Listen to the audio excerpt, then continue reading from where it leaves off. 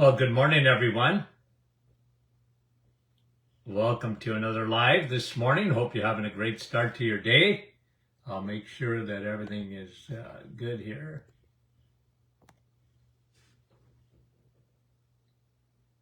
And who's up number one here this morning? We'll say hello to a few here. We like to get going on Friday because it's question and answer Friday, and it takes me a while to get through all of them. Elaine and Rosalinda, good morning. We appreciate you guys. Francis Marie, Jen, and Brahim, good morning.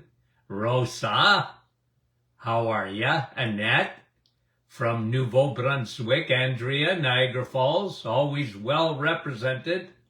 Nick from our staff, Georgie, Halifax, Nova Scotia. Wendy, good morning. Markham, Cary, Nebraska. Sandra Aurelia. Reem, good morning. Bill, how you doing? And Mary Jane from Connecticut. Laura, good morning. Diane, Ottawa, good morning. Kim from Snowy Timmins. Starting to snow already. Sandy, Chilliwack, BC. Julie, Sturgeon Falls. Mary, Michelin. Bernadita, Oslo, Norway. Well, hello, Oslo, Norway.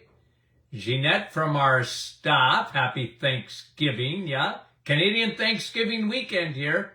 Margaret, good morning. I missed a few there. Alpine, Wyoming. Sharon, Frida. Kevin, good morning.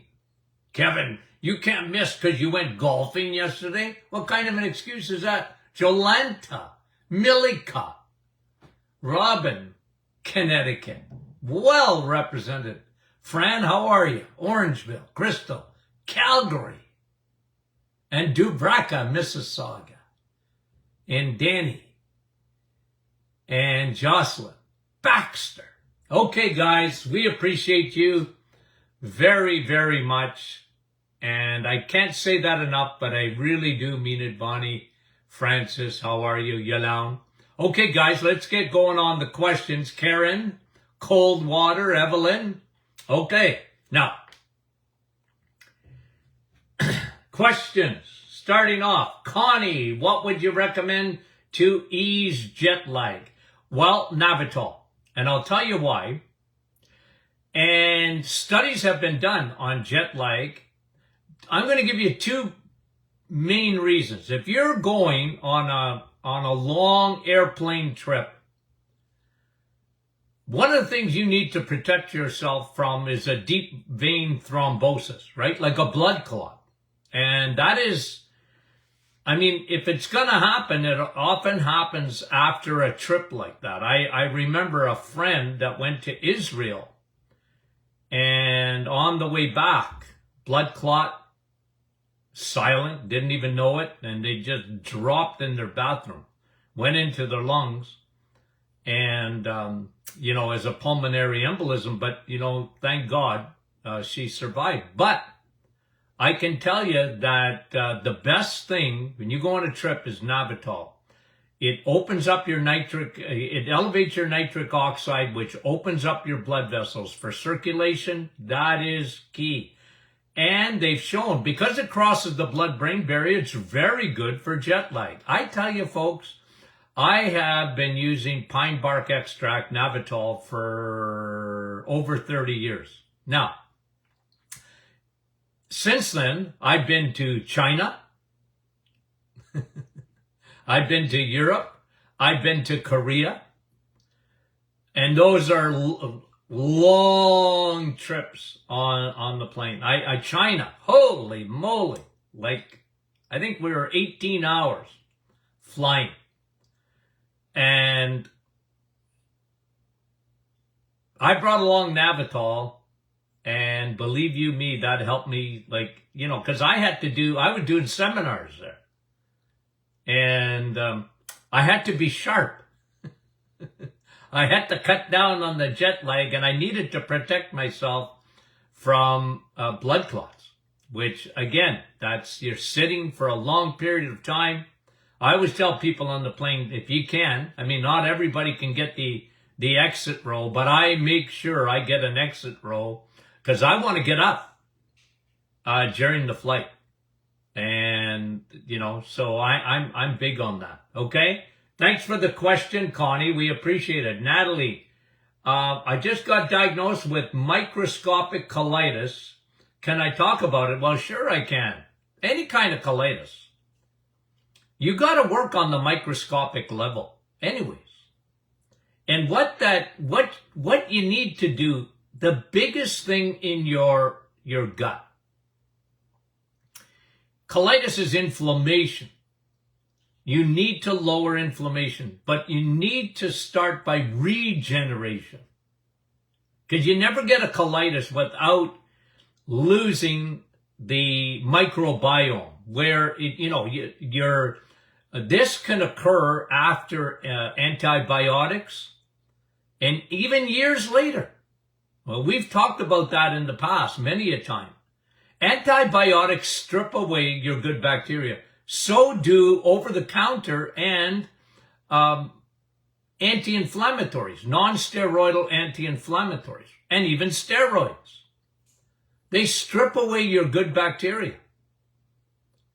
And it can start an inflammation process, starts leaky gut. That can go to different places. But even within the gut, you need to start with probiotics. I really like the inflammation formula, ours, because, you know, I use 8 different anti-inflammatories in there that are great. You need to be on, I would put you on the IBS formula because I want you to, for mucilage, to regenerate the gut. And the other one is bone broth. Now, in the next week or so, I'm going to challenge some folks to come with me because I want to do a study. I did a little bit with a few people, but I want to do a meal replacement program as part of the reset. For some people to get on, they want to do the reset. And what that's going to be, and I'm going to introduce it in a few days or shortly, and that is doing a bone broth shake for meal replacements for 2 meals and then having 1 meal. Now, again, I'll go into more detail and I want people to come on because I want to see if the results that I've already seen are going to be reproduced in a study. And we will sign up, if you want, on the private Facebook group, and we're going to go over that, okay? So microscopic colitis can be helped big time. Okay? Now, Jan, talking about progesterone and, look, I've always loved progesterone. Okay? I'm a big guy because it's always a balance between estrogen and progesterone. I was telling someone yesterday, I said, you know what makes a woman complicated? Ovaries. Men, we couldn't handle it. Ladies, God has trusted you with ovaries. Because if men ever had ovaries, we wouldn't be able to handle it if they weren't balanced. Believe you me. Okay? And I know all this nonsense about, men becoming women and women becoming men. You don't have ovaries. Men, thank God we don't have ovaries. We would go shoot ourselves. We're such big babies compared to women. I mean that. I'm a big guy on progesterone. I love it. Okay, Laurie. Autoimmune encephalitis. Well, look, again, Laurie, when it comes to encephalitis, anything autoimmune, it starts in the gut. Starts in the gut. So you need to fix gut. Leaky brain. I haven't met any autoimmune any autoimmune. Why is it today that we see so much more autoimmune? Autoimmune is a perfect storm. Okay? It's a perfect storm. It's leaky gut. Rarely have I seen autoimmune without high levels of insulin. And when you put those two together, and they're out of whack, you got autoimmune. You need to fix the gut. You got to start with probiotics, because the same thing that lined your gut, the friendly bacteria, the probiotics, the friendly bacteria will line your blood-brain barrier. You have a barrier. It communicates with your gut. And when it's not protective, things can get across it. And that's autoimmune. Your body's overreacting to it. The other thing that I see in autoimmune, again with rare exceptions, is yeast, fungus. I read an article yesterday. I'm always reading. I'm doing the reading so you don't have to. No. Listen, I like you reading. But I get all the studies that are done. There was a study done, and I'm probably going to do a whole program on this, with Alzheimer's and yeast, fungal. How does it get up in the brain? It travels through the bloodstream. How does it get in the bloodstream? Through leaky gut. Leaky gut, leaky brain. Leaky gut, leaky lungs. Leaky gut, leaky sinuses. Leaky gut, leaky joints. Leaky gut, leaky liver. It affects your liver, because everything goes through your liver on the way back to the heart. You know when it says don't go past go in Monopoly? Well, it's got to go through your liver. Your liver is so key. And when you got leaky gut, you got garbage going through that liver. And the liver oftentimes, because it's all gummed up with glycogen because of eating too many crappy carbs and sugars, it's gummed up and it can't do its job. That's why I love the reset to empty. The reset is essential for any autoimmune. Fix the gut, fix insulin, and fix the liver. Okay. Thank you very much. Okay, Judy, what does Dr. Martin think about eggshell membrane for joint pain? Well, I don't have a lot of experience with it, okay? I know of it. But listen, I'm biased, okay? I'm biased, Judy, meaning that you got to understand that for me,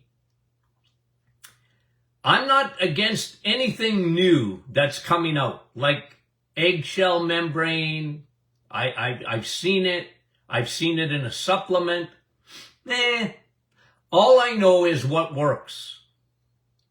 And I'm big on what works. I shouldn't say this never, because I don't mean that. But what I'm saying is, I like a combination of things. I found over the years, clinically, when I put formulas together, you know who's the best formula guy in the world? Is my son, Dr. Martin Jr. He's a biochemist. He's very smart. And him and I put our brains together. And all of our formulas, if you see them, those are our formulas. And there's a reason for it. And I had to get results with our inflammation formula. That's why it's so popular. People love it. Why? It's got 8 anti-inflammatories. Now, again, I'm not against eggshell membrane. I'm not. There seems to be some good stuff. But on its own, I'm not sure. Okay? Thanks for the question, Judy. And does cheese cause constipation? Well, for some, okay, for some, I don't like to use the word weird. I get in trouble. But everybody's different. So instead of using weird, I say unique. Now, for some, cheese can be constipating. But when that happens, I used to tell my patients, well, if cheese constipates you, okay, you got a problem to start off with. It's not the cheese. You got problems in the GI. You probably don't have enough friendly bacteria. And I got to say this, okay? Because I read another study yesterday, another one, on why coffee is better than fiber for constipation. It has to do with the 10th cranial nerve. Okay? And it relaxes coffee. Yoo-hoo! You knew it, right? That coffee's so good for you. I'm not big on plugging up the pipes. You know what I mean? Like, I always tell people, look, does this make sense to you? If you have trouble with constipation, why do you want to add more fiber to a plugged up hose? Why do you want to get the tube plugged up with more stuff? It don't make sense to me. I was always a guy, not too big on fiber. Fiber's overrated. And fiber irritates the gut more than it helps the gut. I know if you go online and Google, everyone and their dog will tell you to take fiber. Brought to you by Kellogg's. Dr. Kellogg's and cereal. They started the whole fiber thing. I mean it. I've been around long enough to tell you the history of it. Fiber, fiber, fiber. Where does it come from? The cereal companies. And now it's like a religion throughout society. Medicine, doctors, nutritionists, everybody. Fiber, fiber, fiber. Like it don't make sense. Why are you plugging up the tube? Water, coffee, better.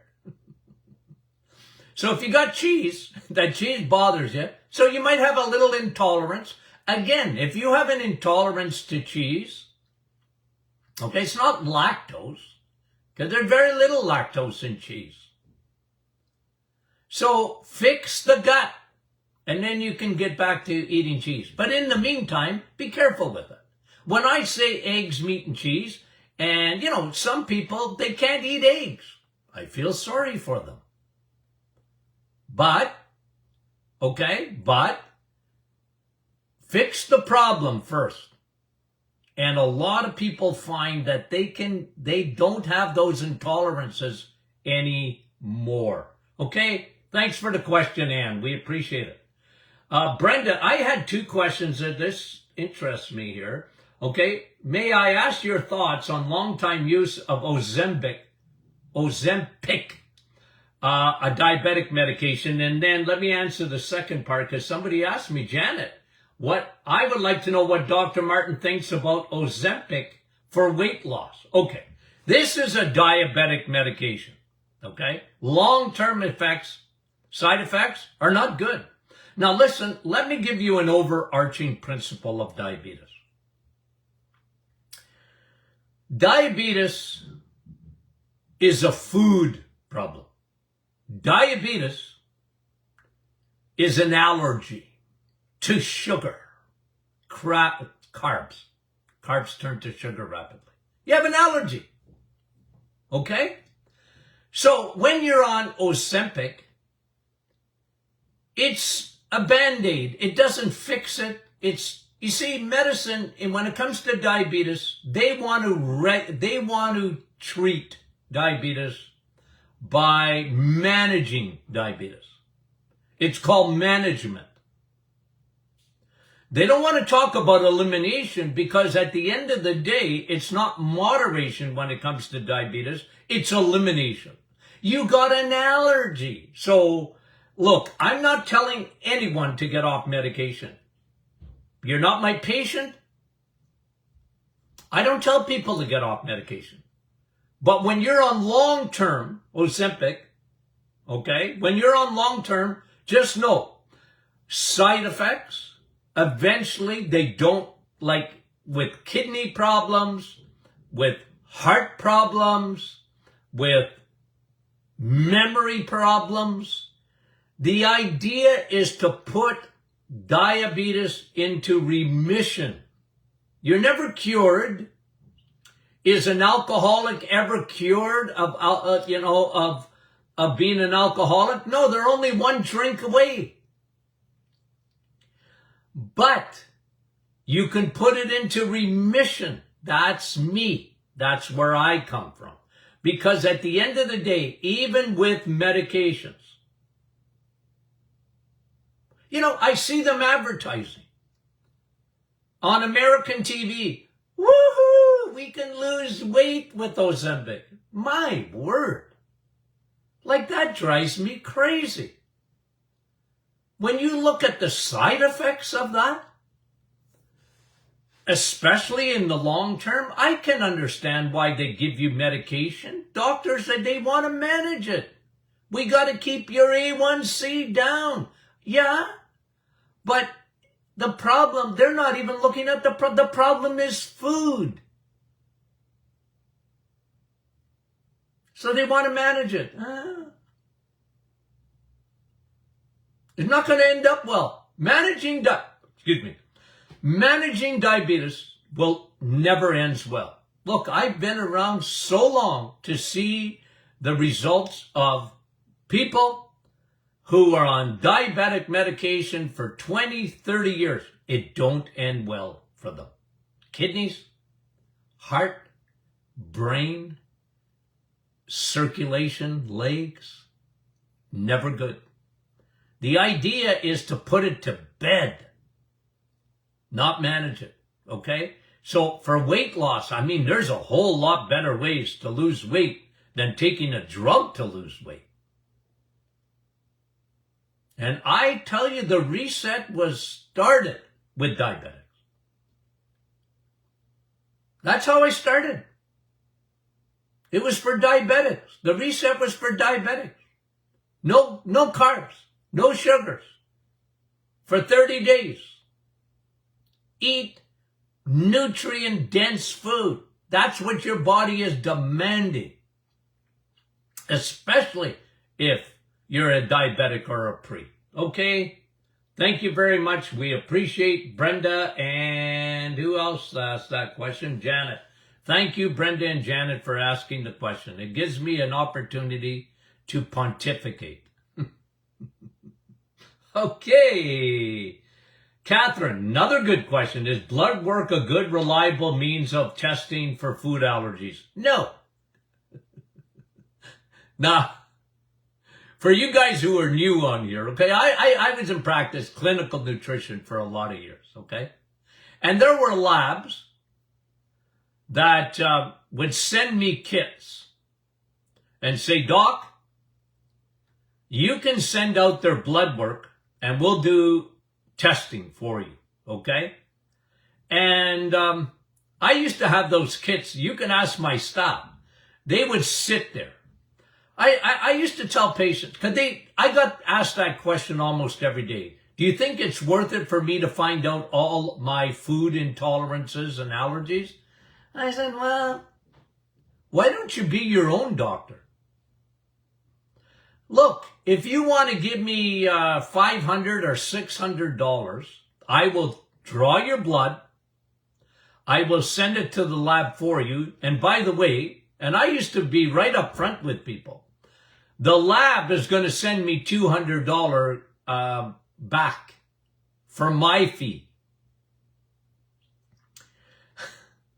But I said, look, it's not that I'm against it, but I would rather you be a doctor and you figure out what you don't eat and, do the elimination one. Okay? Like, who was asking about cheese? Whoever. Wait a minute. Who's asking about cheese? Oh, Anne. Well, Anne, you figured out, haven't you, that cheese constipates you. Okay? And you know what? I like broccoli, okay? But broccoli don't like me. It doesn't. And I can have a little wee bit of broccoli, okay? But I can't have much because it irritates me. It irritates my gut. Well, I must have some type of intolerance to broccoli, right? It's all the fiber. Broccoli's got tentacles. I think it scrapes the bowel. Anyway, at the end of the day, I know that about myself. So people, you don't have to tell them they have an intolerance to eggs. If they do, they know it. They go, I eat eggs, I don't feel so good. Well, there's your clue. So again, I'm not big on the blood test, okay? It's not that I because what I find, when especially if you got an angry gut, you never want to do blood tests when you got an angry gut. It's angry all the time. I got IBS, and it ain't good. And then you get blood work, and you know what comes back? Stink. You're allergic to about 70 things. And he used to come into me and, Doc, what am I going to eat? Look at all the things I'm allergic to. I said, well, your gut was angry. That's not a good time to take a blood test. So, let's figure it out. We're going to do an elimination. Okay? And moms out there, grandmas, do elimination with the kids. Yeah. They don't do so well with milk. 80% of the population. Why? They denatured it. It's not milk. It's Pepsi. And it just happens to be white. Okay. I get excited. Okay, Renee, good question. Why is it important to tackle insulin resistance before leptin? Okay, well, let me just say this. Leptin is a hormone that you secrete to tell you you're full. But here's the issue. Leptin doesn't work if you have insulin resistance. Because if you have insulin resistance, you have leptin resistance. So you never want to fix, by the way, when you fix insulin resistance, you fix leptin. Not the other way around. You don't fix leptin. Leptin is controlled by insulin resistance. So as you fix the reset will fix your leptin. It does. I got a testimony yesterday. Doc, my cravings. I was hungry all the time. I did the reset and I don't have that now. I'm not hungry all the time. You fixed your leptin. You fixed your leptin. And ghrelin too. Those two work together. But you gotta fix the big problem, and that is insulin resistance first. You gotta fix that. Okay? Very good question, Renee. Thank you so much. Connie, what does Dr. Martin know about renal stenosis? Well, I know a lot. Well, look. Kidneys, like your eyeballs, Connie, are like, it's all to do with circulation. It's blood supply. Renal stenosis. When your kidneys are not working properly, they're not filtering properly. Kidneys, the key is to fix circulation first. That's why blood sugar is so destructive to kidneys. That's why even with hypertension, high blood pressure, more often than not, it ain't salt, it's sugar. Don't blame salt for what sugar did. Sugar destroys circulation rapidly, especially those little capillaries. That's why it's so important for your eyes, your kidneys. Now, the other thing is water. Remember, your kidneys are Niagara Falls. Water. That water helps circulation and water helps filtration. You go to Niagara Falls at 3 in the morning, not that I've ever done it, but I can guarantee you there's no tap where they turn it off. And there's no water over Niagara Falls. Your kidneys need water, and only water is water. Stenosis, you want blood supply, you want to cut the sugars down, and the other thing that irritates the kidneys, oxalates. You're not a rabbit, so don't eat like a rabbit. Like veggies, they're good, but don't live on them. That's hard on your kidneys, oxalates. Okay? Okay, thanks for the question. We appreciate it. Janice, should stents in the heart be replaced? What happens to them if they are not replaced? Well, it depends, Janice. It depends, because stents are going to clog up if you don't change your diet. What causes atherosclerosis? Why did they need stents in the first place? What happens in the liver don't stay in the liver. It's sugar, my friend. And when the liver is full of glycogen, it sends the triglycerides stay in circulation. They can't come back. There's no room in the liver. They start clogging up your blood vessels. And hardening of the arteries. And they'll harden up those stents too. A lot of people don't realize that. And they take medication. Look, I'm not talking about that, but you better start with nutrition. Keep your blood vessels clean. Don't gum them up. Food. Primary. Food. Okay, thanks for the question. Okay. Henna.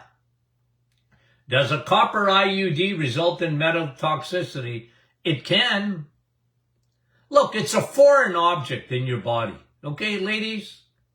Now, usually when they give you an IUD, it's usually progesterone. Okay?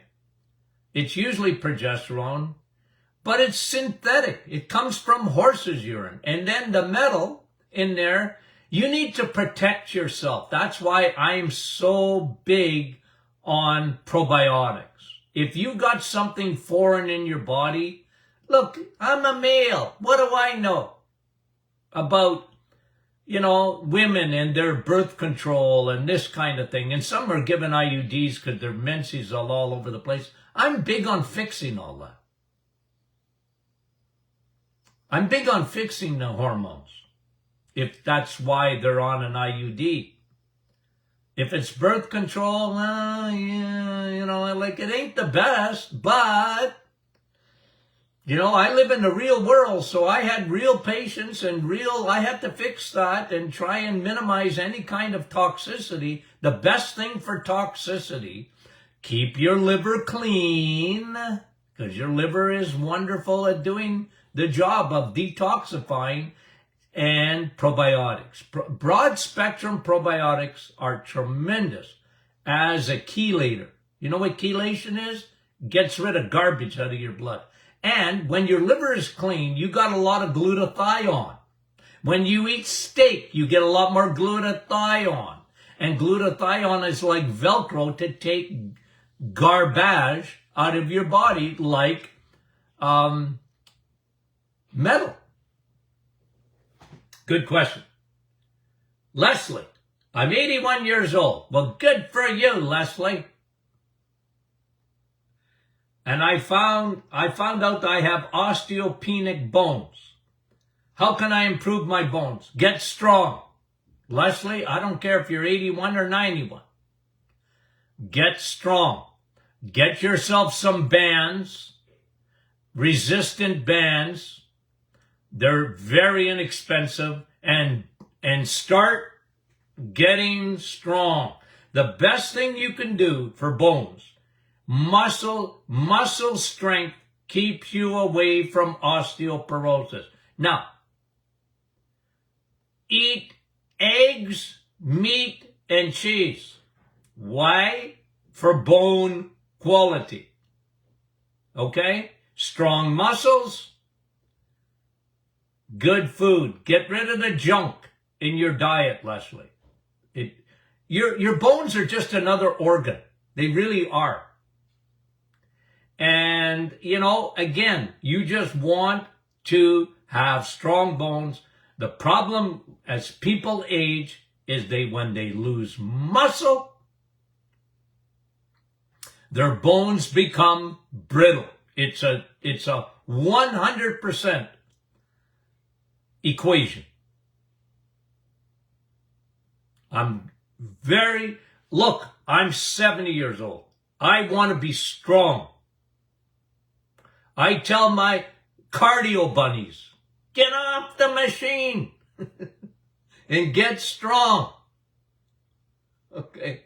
Sun, steak, and steel. Do I mean it? Yeah. For bones. Sun, vitamin D. Steak, yep. For strong bones. And steel. Get strong. Okay? Thanks for the question, Leslie. You're still a pup. Jody, is stevia bad in a drink daily? No, stevia isn't bad. Look, we put stevia in our bone broth. Stevia is a natural sweetener. Okay? Now, you don't live on it, but stevia is the best of the, you don't want artificial sweeteners, okay? So taking stevia isn't going to damage your liver. What was I saying the other day about stevia? A new study came out that actually was pretty good. I think it was to protect your liver. I got to look it up again. Because I thought I mentioned it here on the program, but I might have just read it and I didn't mention it. Okay, let me look it up. I can't remember now. Teresa, why do women get recurring urine infections? I'll tell you why. Teresa, here's a secret that doctors don't know. I wrote a book, Secrets That Your Doctor Doesn't Tell You. Well, they ain't going to tell you what they don't know. And, in medical school, what they don't teach doctors in medical school is about yeast. Nah. You know how many doctors don't? Yeast. Yeast can't get in the bloodstream.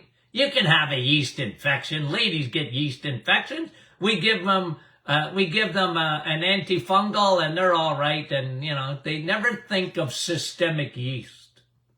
But like I mentioned earlier in the program, I read a study yesterday by a researcher, an MD researcher, that's talking about Alzheimer's and yeast. Yeast gets up to the brain. Well, let me tell you, Teresa, where yeast goes. It loves moisture. You know why yeast loves moisture? Because it's the first cousin of mold. They're cousins. You know how mold gets in the basement? Mold. You know what I was saying to somebody the other day about Florida? And when all that water came in, it happened in New Orleans too, in one of the hurricanes.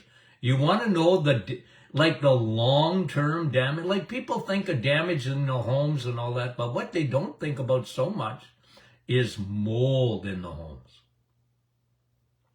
You have no idea. Anybody that was listening, I remember when all that water, remember all the water in New Orleans? I said, those poor people, oh my word, they have no idea really what the government should have done. And I know it's not easy or whatever, but they should have rebuilt, tore all those homes down, all of them. Mold gets in where moisture is, and it gets into the wall of your bladder, Teresa, and you know what it does? It sets up yeast, and then you get a bacteria that sits on top of yeast, but it will reoccur until you get rid of the yeast. And the first thing you do to get rid of yeast is don't feed the bears, because yeast needs sugar to thrive. Yeast hates steak. And then broad spectrum probiotics. And you might want to be on our Candida formula. Get rid of that yeast. It's hardy, it thrives, and it loves moisture. What do you think recurring sinus problems are? Yeast, fungal. Okay? And they don't teach it in medical school. So what do? They give you an antibiotic after antibiotic. I tell women, I scream from the rooftops. Only take an antibiotic if it's killing you. And then stop as soon as the pain goes away and get on probiotics big time. Big time. Otherwise you're getting yeast. Okay. Thank you very much, Teresa. Okay, Denise, what are my thoughts on tonsillectomy, and are there supplements? Well, look at tonsils. You got to remember, okay, when I was a kid, okay, I'm just going to tell you a little story. In the 1950s, by the time I was in about 1962, 10 years old, I'll never forget.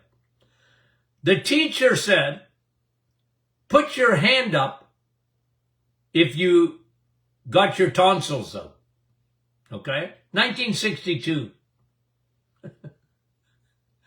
Everybody put their hand up in my class. I think we were 35 or so. They all they put their hand up. And I almost wanted to put my hand up because I didn't want to be, like the weirdo that still got his tonsils. Then, that day I asked my dad, how come I didn't get? They all went to the hospital and they got ice cream. And they got their tonsils out. Now, I'm going to tell you where that came from. That came from evolutionary teaching.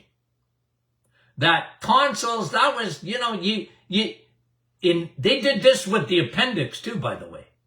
Oh, that was part of evolution. Tonsils are, you don't need tonsils. And tonsils are, they're if we live another gazillion years, the body will get rid of them because you don't even need them. Hey, you know what? Try and get a doctor now to take your tonsils out. It's funny how the thinking has changed. They're one of the biggest part of your immune system. They're the gatekeepers. They're at the back of your throat and going, hey, you don't come in here. I'm going to stop you. That's your tonsils. God gave you tonsils. It's part of your immune system. You need them. And the only time you should ever get them taken out is if you got gangrene. Like, I'm big on keeping tonsils. My dad told me back in 1962, you need your tonsils. Okay, Dad. My dad was smart. He was right. Okay? Now, remember, there's a vitamin that's very specific. It's vitamin A. Vitamin A. Zinc is really important. We talked about drinking coffee the other day. Why did we do that? Because coffee has quercetin, and quercetin drives zinc from steak, right into your cells, including your tonsil cells. That's going to help them to do their job. Recurring tonsillitis is usually because you got a fungal, by the way, too. See, I always come back to yeast. Yeast will coat those tonsils. Got to get rid of that. Don't feed the bears. Probiotics. Oil of oregano. Because you know why oil of oregano is so good? It don't kill your good guys. It only kills the bad guys. Okay. Rita, I got excited there. Rita's asking about taurine. What do I think about it? Well, I think about taurine all the time. Why? You know what the highest source of taurine is, first of all? Eggs. L-taurine is an essential amino acid. You know what that means by essential? It means you need to eat it. You need to eat taurine. How do you get taurine? When you eat eggs. You don't get taurine. Do you know that taurine's not in the plant kingdom? How can you live just on plants? Tell me when you don't get taurine. So the only reason I would have anybody supplementing with taurine is if they were a vegetarian. Well, vegetarians sometimes will eat eggs. If they do, good for them. Vegans don't even eat eggs. They need taurine. But I'd rather you eat your taurine than take a supplement of taurine. If you eat eggs, meat, and cheese, you get taurine. And you get lots of it. Somebody asked me the other day, how many eggs can I eat, Doc? 100?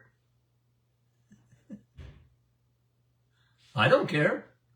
Are you still hungry? Well, eat more. Nature's perfect food, eggs, and eat the yolk. That's where taurine is, by the way. It's not in egg whites. Okay, I think this is the last one. Monique, how are you? My sister has hot flashes. She's got hormones. She's out of balance. She's got too much estrogen compared to progesterone. If she's coming in for a landing, you know what I always say when I talk about hormones in women. She is either perimenopausal or menopausal and they get hot flashes. They're out of balance between estrogen and progesterone. That is why sometimes I put people on two things. I put them on an estrogen blocker, which is our hormonal formula, and I put them on a menopause formula to up their progesterone, to balance them out. Sometimes they're so out of wacko, they need both though. Okay, because hormones, hot flashes, the body, you know, I've had 80-year-old women tell me they get hot flashes. I said, you're still too much of a woman, you know that, eh? See, doctors look at it differently. Because they look at estrogen as being, you're getting older, you don't have enough estrogen. No, that's never the case, ever. It's you don't have enough progesterone to balance you out. It's balance. Okay? Monique, thanks for the question. Now, I tell you what a time we had today. We appreciate it. Now, listen, for my Canadian friends, I'm on Monday. I know it's a holiday Monday in Canada, our Thanksgiving. We ought to be thankful, and I'm thankful for you. I'm thankful for you, my Canadian, American, and all over the world viewers. We appreciate it. Folks, if they can't watch the live, get them to get on the Doctors In podcast. Okay, thank you for making that the #1 health show in Canada. We appreciate that. We really do. Tell your American friends too. Okay, we love you. Talk to you soon.